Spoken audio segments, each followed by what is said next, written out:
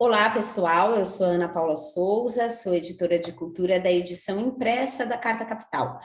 E eu tenho aqui comigo hoje os três autores de um livro que se chama Linguagem da Destruição: A Democracia Brasileira em Crise. Então, antes de começar a falar, eu já vou chamar os três autores, que são a Heloísa Starling, o Miguel Lago e o Newton Binotto. Fala-se assim, Newton Binotto mesmo? Bom, eu vou aqui ler um parágrafo da introdução que vocês escreveram a seis mãos para a gente dar início a essa conversa. Bolsonaro e o bolsonarismo são fenômenos que desafiam as análises racionais. Como explicar o sucesso eleitoral do Cavaleiro da Morte? O objetivo de vocês era conjuntamente encarar esse desafio de compreender esse presente brasileiro a partir de um ponto de vista teórico e conceitual, porque tentar compreender, todo mundo tenta, né? Mas qual o instrumental que vocês, que são intelectuais, a Heloísa, que é historiadora e cientista política, o Miguel é cientista político e o Newton é professor de filosofia. Então, queria entender, primeiro, o que moveu vocês a se juntarem nessa empreitada. Obrigada. Posso começar? Nós fizemos, na verdade, duas coisas, né?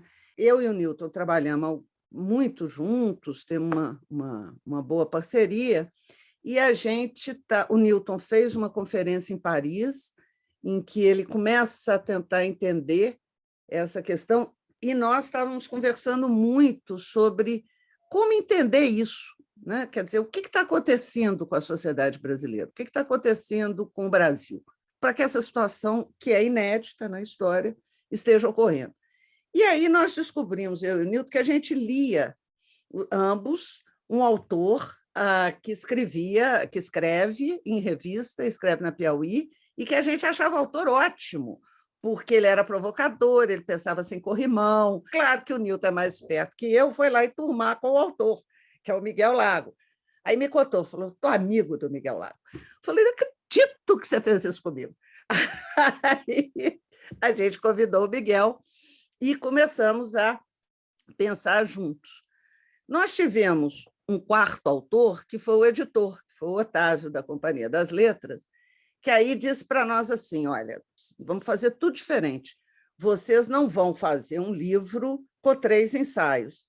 Vocês vão reproduzir no livro a conversa e o debate que vocês estão tendo juntos, né? O que é uma coisa mais ou menos nova e é difícil de fazer, né? Então, o Otávio foi essencial para que a gente conseguisse traduzir, exprimir no livro o fato de que os capítulos conversam, cada um fez um capítulo, mas eles conversam. Na verdade, nós tínhamos um objeto, que é isso, né? O governo Bolsonaro e essa resiliência na sociedade, e que a gente ia girar numa conversa o mesmo objeto pelo olhar dos três. Então, o olhar do historiador, o olhar do cientista político e o olhar do filósofo, né? E nós íamos ter que conversar. Sem o Otávio não tinha o livro, porque a gente conseguiu criar esse ambiente. E como nós nunca nos encontramos com o Miguel, nós três nunca nos encontramos. Vamos nos encontrar em Minas, claro, tem que ser em Minas, no dia 27, agora, né, de abril, porque o lançamento é no dia 28. E isso foi essencial para que a gente construísse, inclusive, uma maneira de debater e de pensar que, ao mesmo tempo, fosse afetiva, mas fosse crítica, né? Então, isso também tem sido um processo muito legal. Então, o livro nasceu dessa forma. Os títulos, né, dos três ensaios que, como a Heloísa bem disse, dialogam de forma direta.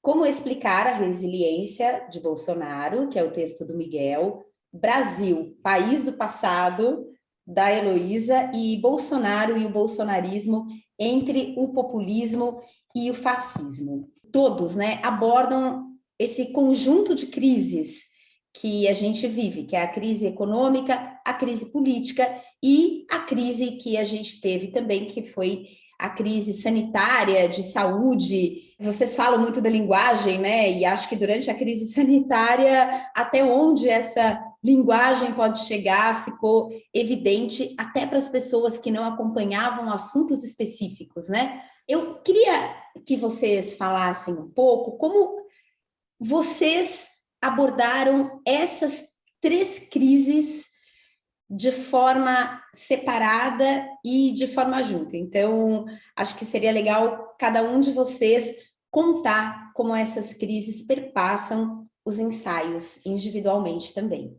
Óbvio que a gente nunca teve a pretensão de produzir uma leitura total do bolsonarismo e do Bolsonaro. Ao contrário, a gente quis um pensamento assim, construído, né, enfim, por meio do diálogo e, portanto, que preserva certas diferenças.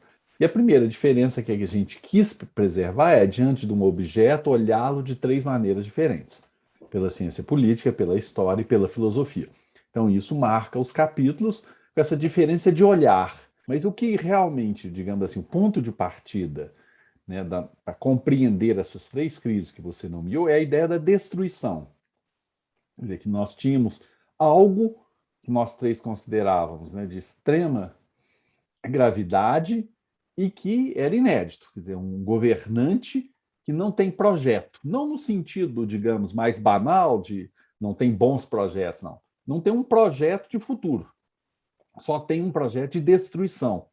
Então nós quisemos entender por quê, porque essa destruição, uma combinação maluca de um neoliberalismo que mostrou muito pouco resultado, para ficar assim bem suave, né? Onde foi aplicado de forma, né, rigorosa, né? Na América Latina ele produziu grandes catástrofes e, no entanto, ele se casou aqui com uma forma de um governo, né, autoritário, produzindo, né, assim, uma economia que tornou-se totalmente disfuncional. E o núcleo que a gente procurou manter o tempo todo é compreender isso, que para os 3 é uma originalidade, que é um governo ancorado na ideia de destruição, né, que não é um plano para o futuro. A Heloísa marca muito isso. Miguel mostra como a linguagem a linguagem da destruição vai sendo incorporada ao dia a dia, e no meu caso eu procurei resgatar, né, a origem nessas tópicas teóricas do populismo, do fascismo, né, do nazismo, não para dizer que nós estamos repetindo, porque nós não estamos repetindo essas formas. Voltar a elas é apenas uma maneira, né, digamos assim, de adquirir, né, instrumentos teóricos que nos permitam e nos permitiram nos aproximar do presente. E, olha, nós não estamos vivendo um regime fascista. Um regime fascista é outra coisa, né?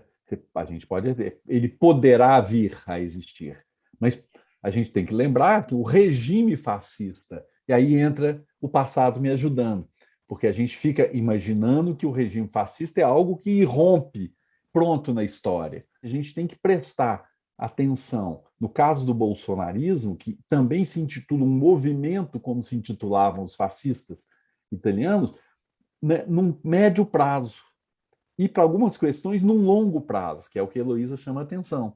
Então a gente procurou fazer, quer dizer, abordar tendo um núcleo.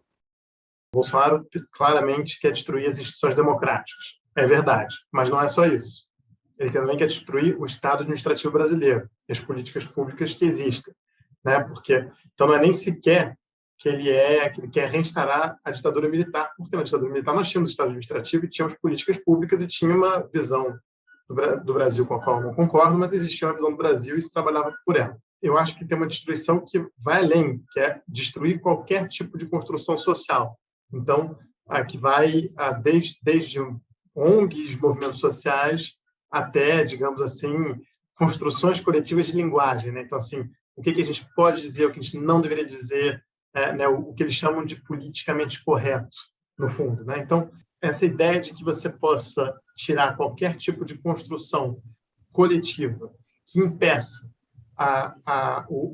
digamos assim, o desejo daquele que tem poder, e a sociedade acho que é um pouco essa construção, sem querer parecer muito robesiano. Eu estava conversando agora com a Heloísa, numa outra conversa prévia, sobre como que o Bolsonaro, no fundo, né, a ideia do Thomas Hobbes, do filósofo inglês, né, conservador, né, que é a ideia de que no estado de natureza o homem é o lobo do homem, né? Então quer dizer que todo mundo com a liberdade do estado de natureza, o mais forte mata o mais fraco, né? Que é por isso que todo mundo tem que em algum lugar abrir mão de parte da sua liberdade e delegar isso para um soberano que vai deter, digamos assim, o monopólio da violência ou algo do gênero, né, que seria o Leviatã.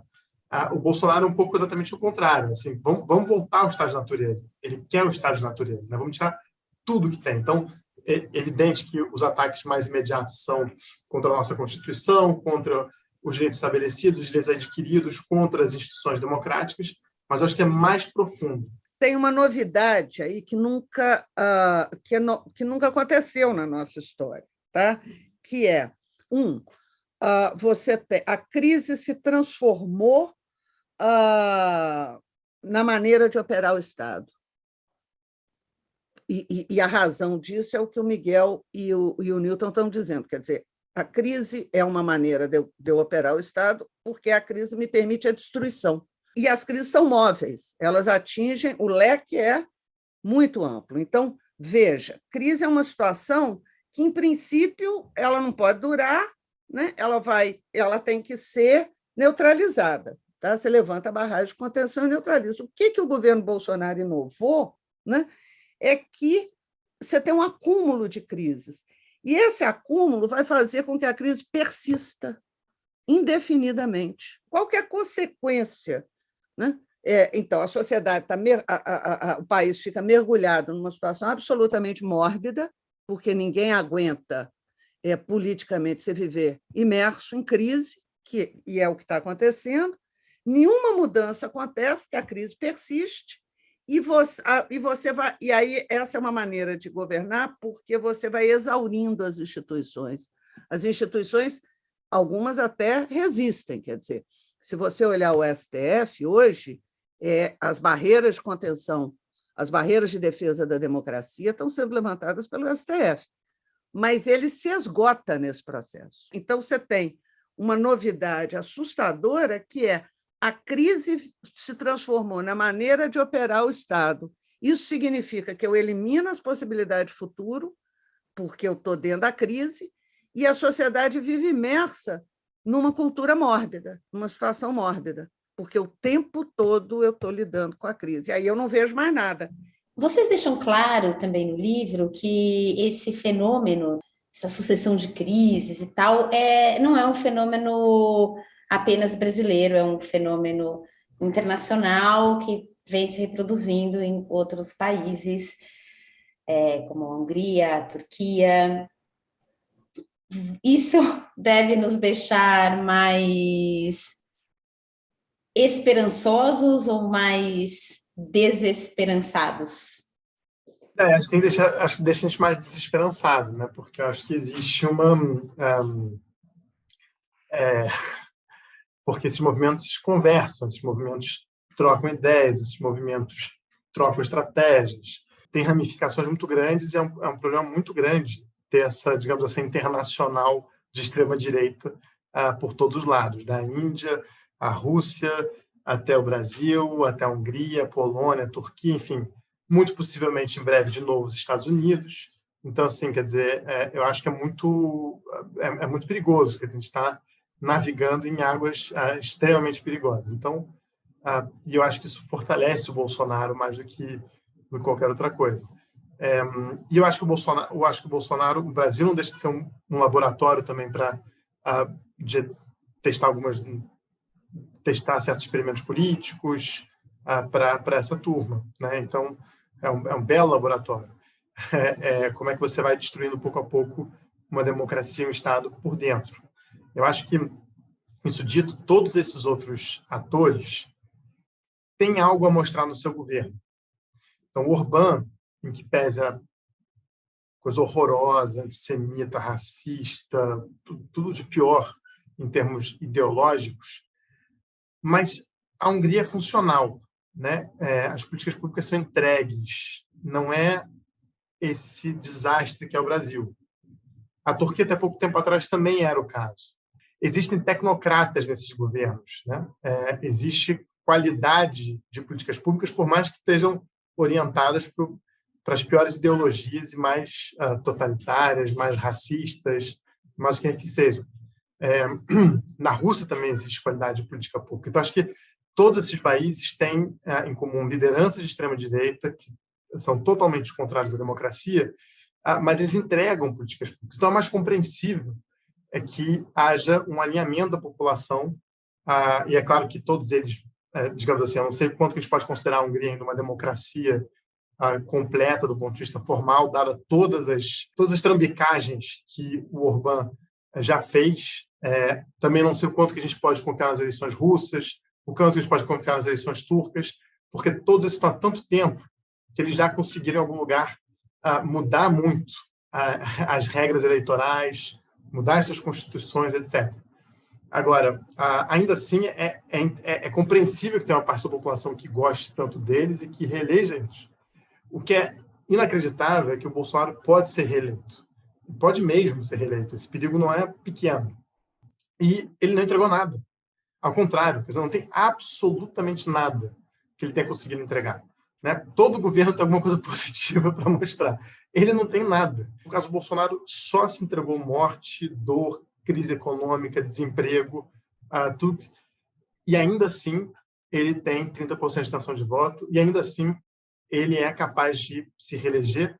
E se ele não for reeleito, não é pela desaprovação do governo dele, é provavelmente pela vitória do Lula, que é se o Lula ganhar, evidentemente, que é uma das maiores lideranças da história do país. Quer dizer, então, não é óbvio, era para essa eleição qualquer outro político, inclusive o próprio Lula, se tivesse tido o desempenho governamental do Bolsonaro, não estaria nem sequer já estando na eleição, porque não vai querer ter 4%, 5% dos votos.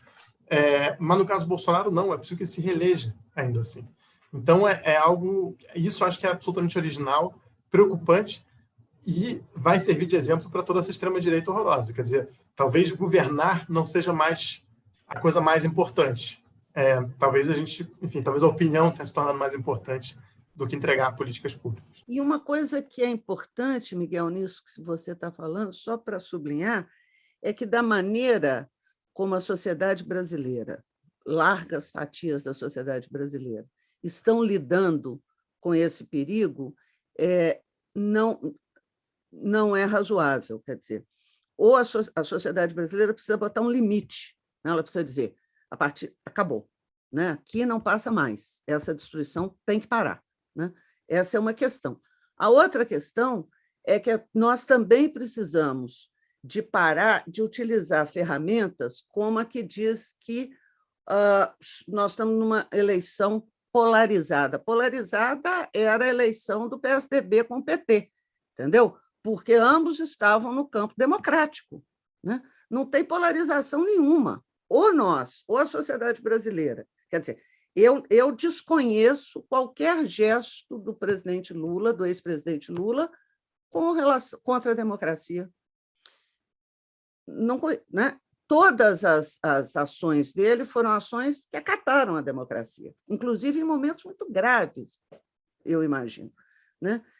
Então, é preciso que a sociedade consiga resolver, botar o limite e pensar, olha, nós temos aqui, se nós queremos ter um futuro, né? Se nós queremos que a nossa ideia de Brasil permaneça, né? Se nós queremos sair do estado de natureza e ter esperança de vida, né, Miguel? Nós queremos ter a certeza incerta de um bem que virá, nós precisamos botar o limite e nós precisamos reunir todos que estiverem dispostos a defender a democracia, todos. Tá? Todo mundo. É preciso fazer isso, porque o risco que o Brasil está vivendo é muito grande, muito grande. E é um risco de... Nós hoje não temos futuro, é o risco da destruição chegar a bom termo e nós nos tornarmos um modelo de como se destrói a democracia no mundo.